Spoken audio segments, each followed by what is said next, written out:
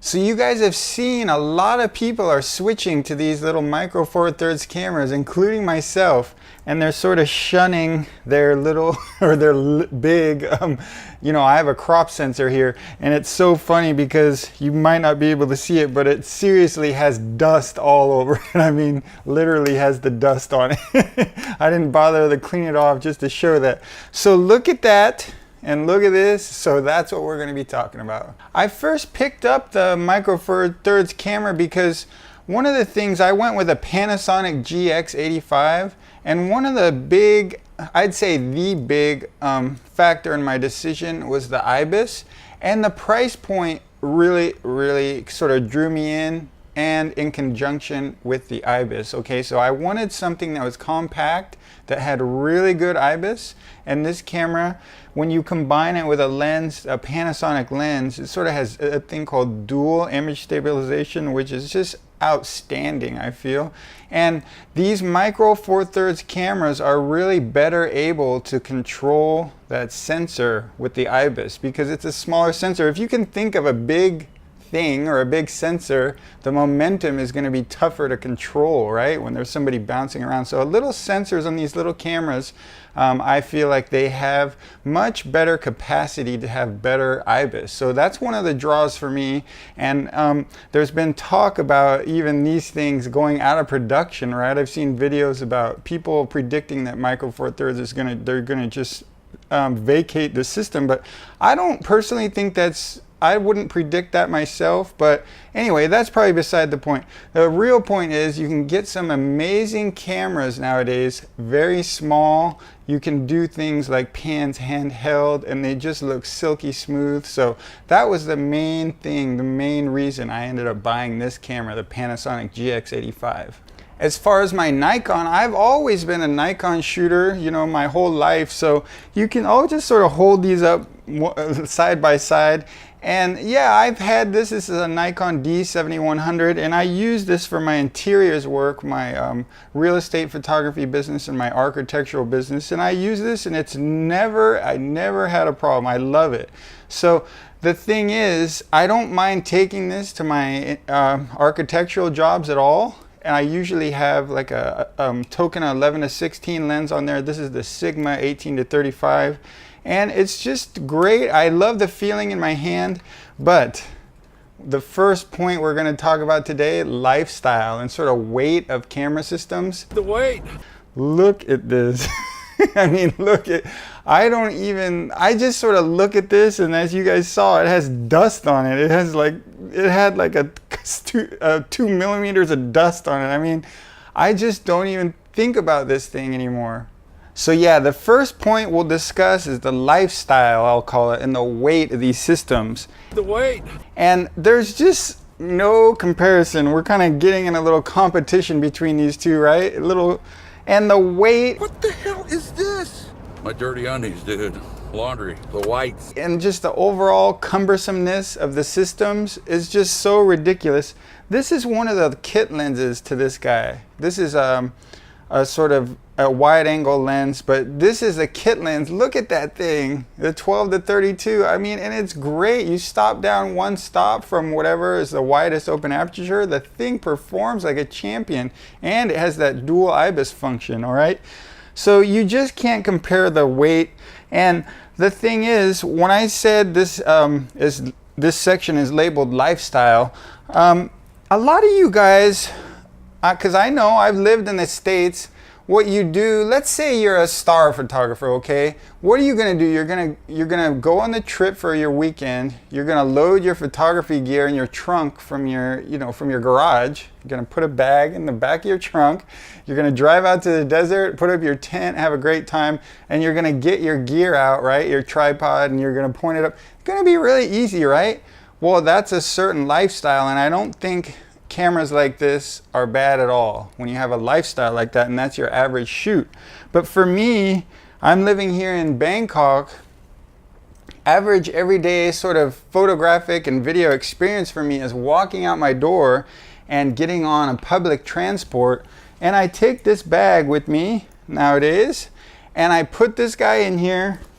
I don't even take, this is a longer lens for my micro four thirds. I might take this, and I have a little zoom recorder that I fit in here. You can't even imagine how light this bag is. I mean, I'll just sort of, I know you can't, I haven't weighed it, but you just can't even imagine. It's nothing. It's just nothing. I have a lot of power with this system. So putting this guy in here, and it's probably not going to fit, but I'm just talking in terms of the weight, just strictly in terms of the weight. I don't even know if it's going to get in there, but just that weight around my shoulder for even a short period of time, it's just so heavy, okay? And I'm just over that. I can't even take it nowadays for 5 minutes because I've been so spoiled by the quality and also the convenience of these guys. The weight. So the next thing I want to talk about is features. Now, of course, these things are built for taking photos, right? Most of us know that. We have a sense these things are really built as photo taking machines, and that's great. I love specialties, you know, I love items that are really specialized in doing their function, you know. I even love restaurants that specialize in 1 or 2 dishes. But this thing, I mean, I don't even know where to start. There's so many features on here that aren't on here. I honestly, there's probably 20 to 40 features on this guy that aren't on here. Like I can turn on an electronic shutter. I can turn on silent modes.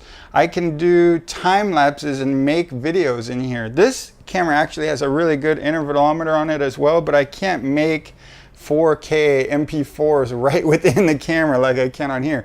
This thing has 4K shooting modes. It has, if I just scroll, it has a thing called, what is it? It focuses at all the different distances so you can like pick your photo later. The one way I'll put this is I recently had this idea for a video for one of my channels, and what I wanted to do was I wanted to walk around. It just pinged in my head one day. I wanted to walk around Bangkok and be taking video while I'm talking, and then while at the same time do some sort of street style photography and take a picture while I'm taking video. And I thought to myself, do you think my Panasonic camera does that? And so I went and I opened the manual and I'm looking in there, and not only does it do it, there's 2 modes. There's like a photo priority mode where you can take video and take a photo, and then there's a video priority mode where it will give more priority to the video, you know, and I think you can take fewer photos. But just the point here is you have these ideas, and the features with these cameras, the feature sets are just so insane. The feature rich nature of these Micro Four Thirds cameras, they're very user friendly, and I feel like a good way to put this is, especially if you're just getting into photography, you're gonna have so many more sort of creative little opportunities to do. Like this thing has ways you can take little sort of animation style photos and make videos. Just a million things on this camera that you can get in there and get in the menus and play with. Like I'm leaving out probably 90% of the features this guy offers. And once again, we're not really complaining about the features that these more, I would call this a professional setup right here personally, but we're not complaining about the features. It's more a professional photo taking machine, just photo taking machine. It does all the stuff we need. It has a timer, it has the modes that I need, but it just doesn't nearly come close to being as fun when it comes to the features as this Micro Four Thirds camera. So one of the things that gets brought up with these guys, the drawback, is the low light performance. And I'm gonna put up right now a little sequence I just did recently over here. I shot it at nighttime on the street, and it was 60 frames per second, and it was shot at 125, 1/125 of a shutter speed. So, you know, most of the time in low light photography, you really want to crush your blacks, and I think that looks better. You don't want to expose those blacks and let people see all that.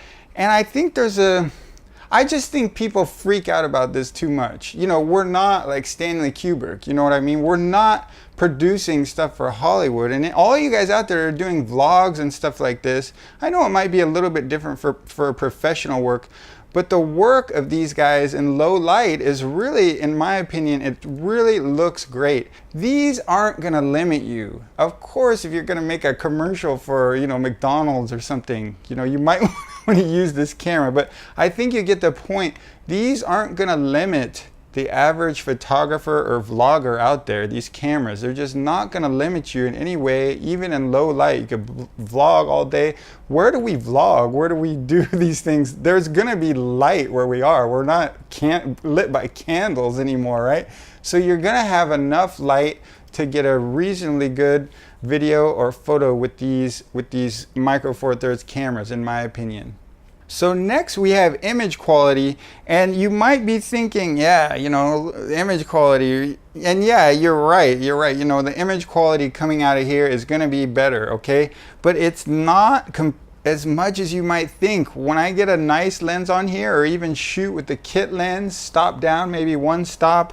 I've shot with this lens before, it's a 45 to 150. Just maybe get down to f8 or f5.6.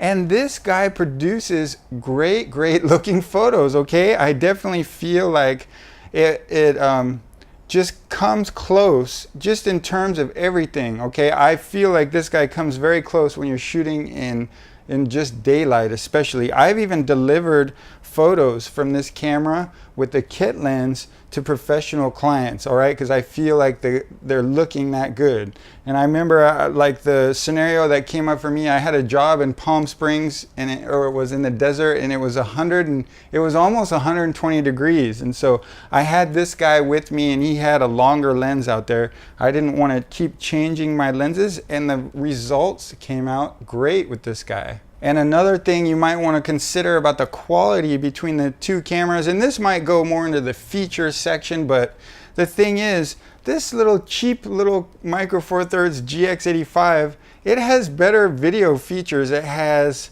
4K, it has 4K at 30 frames per second, and so this couldn't do that.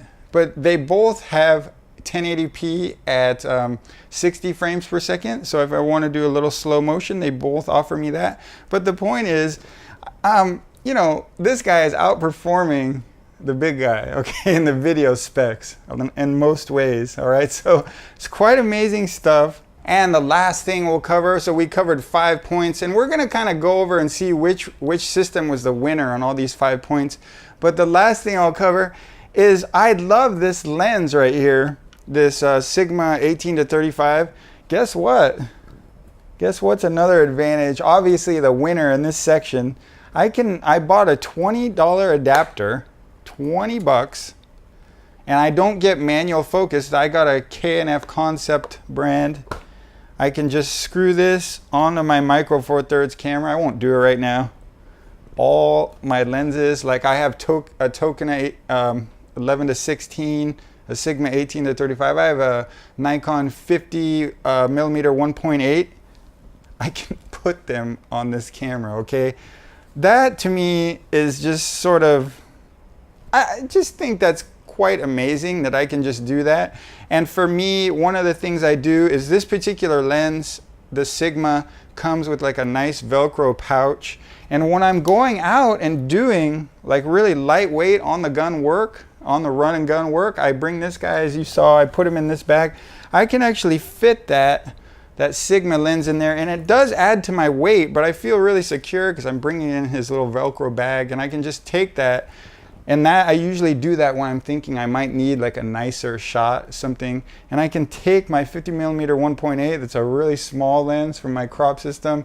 And so it's just quite astounding, just the options you have with these systems. And I really think anybody out there that both wants to have fun with photography, these are like almost no-brainers. But if you're even into professional photography, these guys are going to come into play as well. Because what's happening, this has image stabilization within the lenses. Let's say I'm a hiker, a landscape photographer, and I want to go out and take some landscape photos, but it's really far and I don't want to bring a lot of gear. Well, let's say I bring this, and let's say the lens does in fact have image stabilization. So I'm up there and I'm trying to get a photo without a tripod, and you know, it might do a pretty good job, but I would say in general, these guys with the IBIS and the dual image stabilization, you're bringing this smaller unit with you first of all versus this. You don't have a tripod, And the IBIS is better, so you're able to lower your shutter speed, I'd say even lower than that. These really have better systems when it comes to the IBIS and image stabilization, so that's going to allow you to go a little bit longer on your shutter speeds in general. And that's just such a great advantage of these systems with this outstanding IBIS that they have. So I really don't think it's right to turn this into a competition, because we all know they both have their spots, but I'll just go through this in competition format. So we have the lifestyle. I think either way you want to go, if you're more on the run and gun with me, the lighter system is going to win, right? For that lifestyle and weight category we started off with. The second category we had was camera features and just overall usability. I mean, we saw there's like a list of, if I had to guess, about 40 or 50 things that this could do that my camera here, the D7100, could never do. There's just so much fun stuff to play with in these cameras. And so we're definitely going to be giving the nod in the low light category here to the bigger guy.